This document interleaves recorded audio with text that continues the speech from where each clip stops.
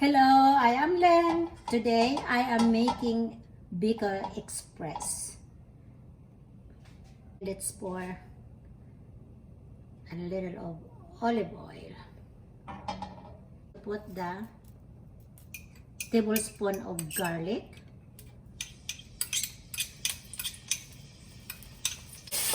It splashes about a cup of onions.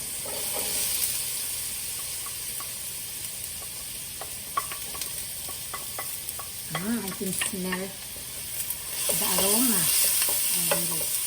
Let's add the ginger roots. Yummy. And then I cut these pieces, small pieces of pork loin meat.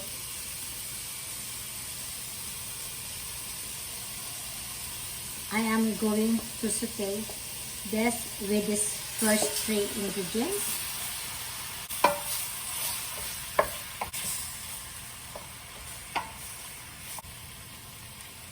And cover.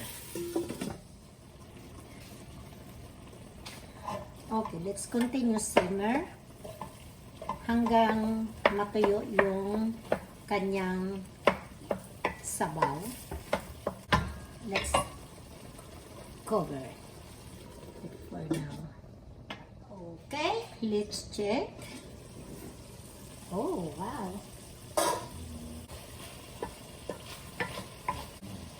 Ihahalo natin itong bagoong alamang. Ayan. Pwede nyo rin dagdagan. Depending kung ano ang gusto ninyo sa bagong alamang. Kung medyo gusto niyo alat-alat, pwede nyo naman dagdagan. Coconut milk. Gata. Niyog na gata.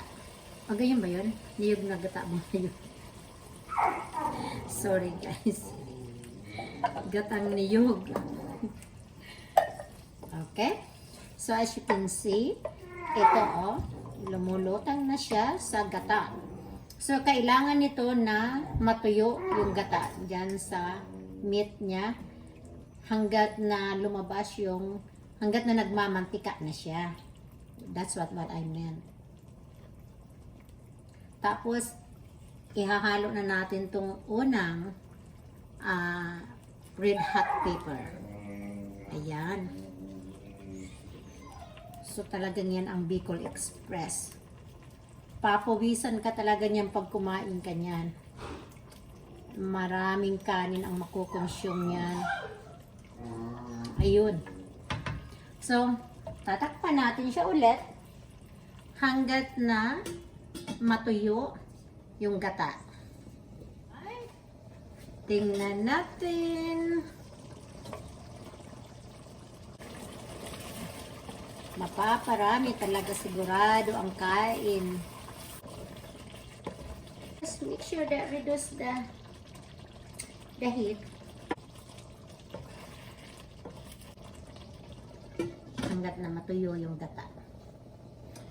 Okay? Tingnan natin ulit. Wow! Ilalagay na natin tong tabasco pepper. Ayan. Talagang yan talaga ang maanghang. Ayun. Ilalamas na natin siya dyan.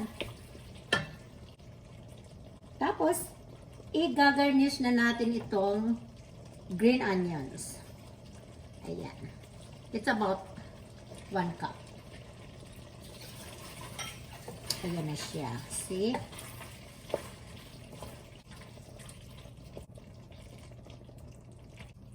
Thank you for watching, guys. I hope you like this video. And please follow and subscribe and like. And thank you so much for your time. Next time ulit. Bye-bye.